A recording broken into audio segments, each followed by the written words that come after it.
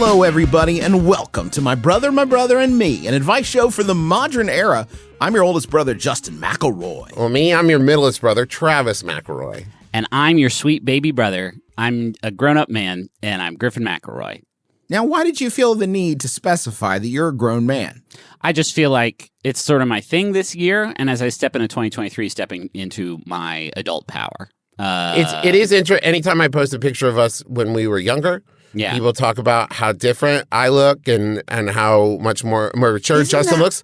And people are like, Griffin didn't even age. And I'm like, guys, look at the bags around his eyes. Look at the deep sadness in there. There's sadness wasn't there as a kid. When they released the video for Montaigne, the video for My Life is Better With You, and we were all in it. I don't read the comments on stuff, but that was somebody else's video. So I read the comments because I was curious. And the one that I read that stuck with me really bad is like, they all look so old. Yeah.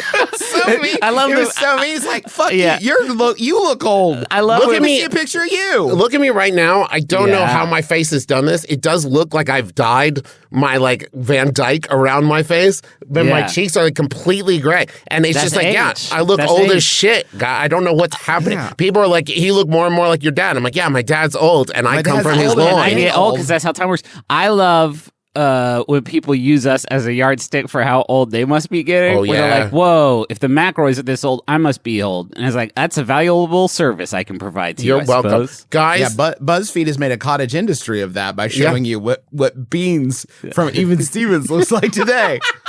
Hey, let me save you a few hundred clicks. He looks like an adult bean. He looks like adult beans. Grown adult beans with big adult energy. This weekend, boys, I went and saw The Glass Onion. Okay. And listen, I don't want to talk about that because there's so many spoilers, but it's very good. Why did you fucking mention it then? Because if you like the first one, see it. There was 22 minutes of trailers, and within those trailers, boys, there's a trailer for a movie, and it got me pumped. Now, don't look up anything about this movie. Okay, done. I will tell you. Tell me. So, this is a Gerard Butler vehicle. Okay. Oh, yeah. And he is a commercial. He's in some badass flicks where like he has to get out of prison and kill the president. He punches so many things in movies, even when he's not supposed to. Right. And he is a commercial airline pilot.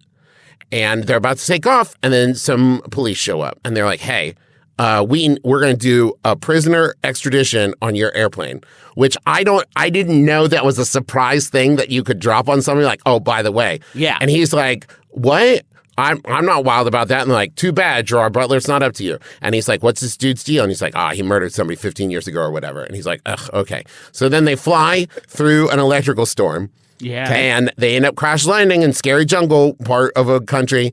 And oh no, like a cartel shows up or whatever and takes all the passengers hostage. Okay. And then it's up to Gerard Butler and the escaped convict guy. The two of them have to work together to rescue everybody. This sounds fucking cool, Trav. They play by their own rules. Yeah, of course and they do. The name of the movie is Plane. What? That's great. I like that. That can't be right. Is it Plane? Called Plane. That. It's like if they made it's that you've described like Die Hard, and then it's like this movie's called Feet. Yep, this movie's Building. This one's called Bruce. I'm so excited about this as a new naming convention because I think we've had it before. You know, sometimes you're like Gladiator. I mean, my man M. Night Shyamalan, I would say, crushed the movie titling game with his, I believe, his most recent feature film, which was just called Old. Yeah. And in this one, and that's, I guess, kind of to tie it back into the intro of the podcast. Welcome to M. Night Shyamalan's Old 2. But it's slower this time. Yeah, it's slow. We age one day for every day. Yeah. So instead of a child walk on a beach turn to a grandpa, it's like a 22-year-old becomes a 35-year-old over the course of 12 years. I just remember when I worked at a movie theater, I remember watching people come up, and these people still to this day befuddle me. People who come to the theater and then stand before the posters and pick out which movie they're going to watch at that moment.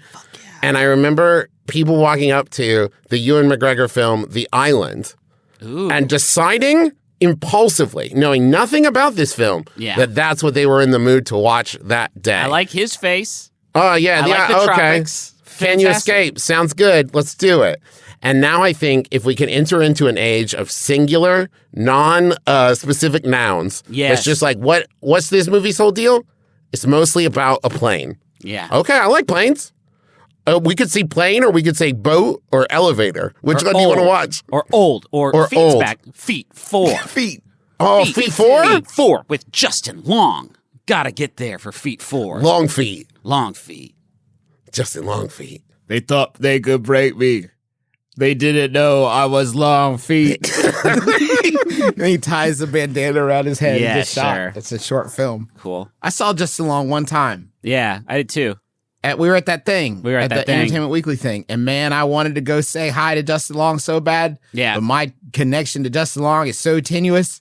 It is like, it's two Hodgmans removed. It's like PC Hodgman. I know current Hodgman, and Hodgman of today knew PC Hodgman. And if you knew that Hodgman, that's Justin Long. I did text Hodgman in the moment. I texted Hodgman and I said, we're in the same room as Justin Long, and Justin wants to go introduce himself based solely on the fact that they're both named Justin. And he wrote back, he should do it. You missed a window there, because John Hodgman doesn't give a shit. No man. He doesn't care if I bomb. Like Yeah. right there. For everybody. Or for all you know, that's Justin Long's favorite thing in the world is to meet other Justins. Maybe he's never met another one. He knows about Timberlake. He knows about Bieber, but they're fantastic. Never met him. Yeah. And if you're wondering why I'm not better connected or more successful, I think you have a pretty succinct wrap up in that little anecdote. I'm just saying, if Travis Barker was at the same place I was. Oh, would you now, Travis? No. Maybe Travis Pastrana. We have no way of knowing which Travises But those are the only 3. Or the band Travis. Justin, take us to another segment. We're just I will. I'm happy now. to. I was trying to look. We're recording late, so I'm trying to find. Oh, there he is. Thanks, Trav. Thanks for these questions, buddy. Hey, you're welcome. Travis actually writes all the questions. We haven't gotten an email in our inbox in like 2.5 years, probably because we don't mention it anymore. The hardest part is thinking of different cities and stuff that people can be from. Yeah, there's only so many cities, and if you use one twice, people are going to be on to the grift. Can I talk before we ask a question? Yeah, and I do want to do this. I do want to do the question. Yeah, of course. Can we talk about the elf on the shelf for a second? Yeah. Is that like a way of saying like the elephant in the room? No. Oh. That would be that. TM. Yeah. To set this, can I say that we did a FaceTime so our kids could play Pokemon together over the weekend, which was delightful. And Henry had never seen Elf on the Shelf before. And when Charlie showed it to him, she was like, "Yeah, he's pretty creepy." So, like, who's it for, Justin? Yeah, BB asked me if we could do Elf on the Shelf this year, and I said, no, Elf on the Shelf is just designed to horrify you into being good. And she goes, but Charlie has one. And I was like, well, I can't speak to Justin's mind. I don't know how it happened. I think Mary got one first, and the kids loved it, so then we got one. And the Elf on the Shelf, if you don't know, the Elf on the Shelf is a toy that you buy, and you put him up on, or him, they got all kinds of different ones, him or her. Woke culture, am I right? Okay.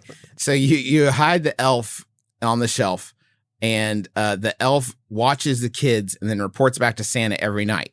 Yeah, sure. If the kids touch the elf, this is so important. If the kids touch the elf, it loses its magic. And dies? And, I mean, it goes from being a magical fairy tale creature that can teleport all over your house and report on you to the government, definitely. Yeah.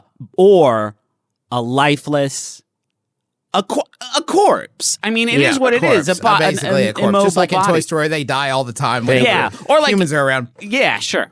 Justin, would you say that Elf on the Shelf is the most commercially successful haunted doll on the market today? Wow, that's Trav. Big questions. That's huge. Actually, that's huge for our brand.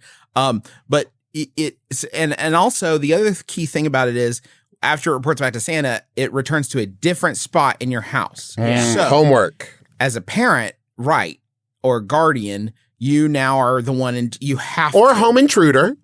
Or home intruder. I know the kids can't touch this. Let me just zoop. It's hard enough to keep the whole Santa thing going. Yeah. And that's like very ephemeral, right? Yeah. It's like, Santa, everybody has a different. This is like concrete evidence, proof of life. Yeah. This is magic that's happening every day. And if you forget that, what I'm saying is, I don't know why we had to increase the difficulty of Santa faith with this like hard, concrete, like complex mythology. Because if the bottom falls out from the elf, what's it's not next. a long walk to No. be like, okay, so the Santa thing, tooth fairy, all of that stuff, right? Is I don't understand why it had to be that way. Yesterday, the elf on the shelf, I had it hanging off a light fixture, and then right in front of the kids. You can't see Justin, but it's so important to note he's hanging by his hands. He's important to note he's hanging by his It's hands. got Velcro on his hand. I put Velcro on this thing's hand so I can make it do all kinds of wild stuff. Yeah. So you do.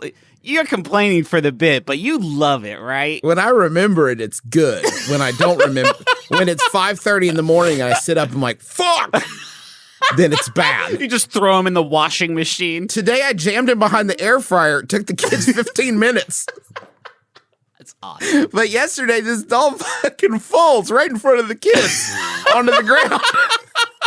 So now I'm looking at it like, well, fuck me. And they're like, you can't touch it. Like, I know I can't touch it. And then the cat instantly is like, hell yeah, I've been wanting to fuck you up for years. Yeah. This is my day. This is Judgment Day, bud. It's coming. The cat's like about to pounce. And I'm like, I think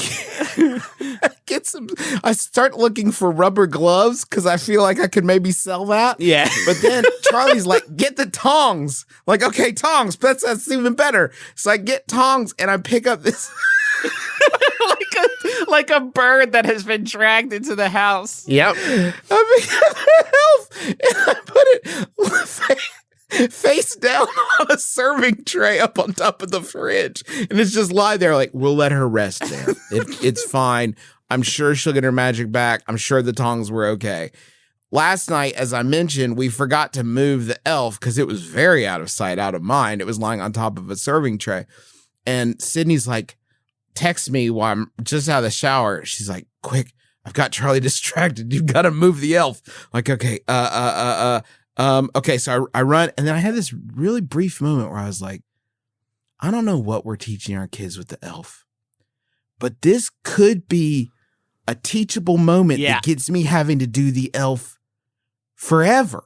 So it's basically just like, that's a tough break, kids, but that's what life is like sometimes, right? Like, that's like that sometimes. So what did you do?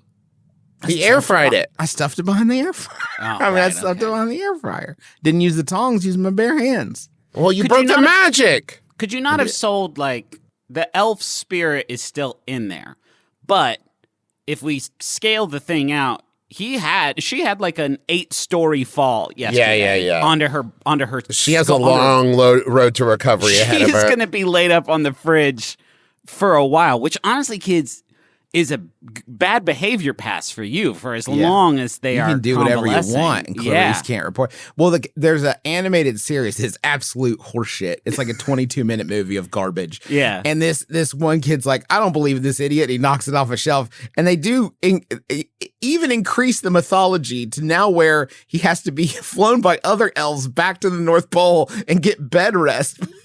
To get resuscitated? Wow. It's so heinous. We got that dog. Because I think some family member sent us the dog. Elf on a Shelf has a dog, too.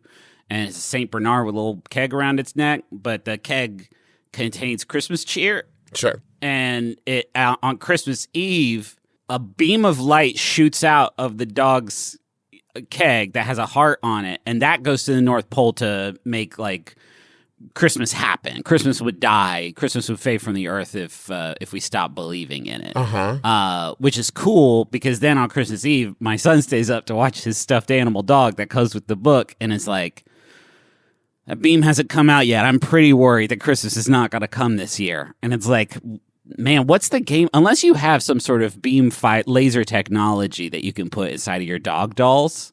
Maybe don't build that into the mythos. Dad tried to introduce. Think about how much Hanukkah could get to shine that year. That's true. true. Christmas didn't come. Hanukkah would be in your house. It could finally get center stage. Dad tried to introduce Elf on a Shelf into our home by getting my kids each one Bengals themed. And we got one of the. Holy shit, we got one of these too. Yeah, we got it too. And all I can think is, like, it's already a complicated enough mythos without introducing, and also they love football. They love one team. They have a preference. Mine, the one that Dad sent us, ended up being the Elf on the Shelf in aisle 5 of Goodwill, because that's where he went. Because no, thank you, Dad. I don't want to have to explain that. Nope. No, thank you. I'm just saying I really pray that there is no magic in the dolls because I never remove them from what must now be their coffins. Except for me, if the doll is alive, I've done the most kick-ass job ever hiding it from my child. He'll never see it. That's some other family's problem. Okay. No. We're not going to do They can touch him all he wants. I stuck a note on him that says, "This is my cross to bear. You touch this guy. Go nuts," I said.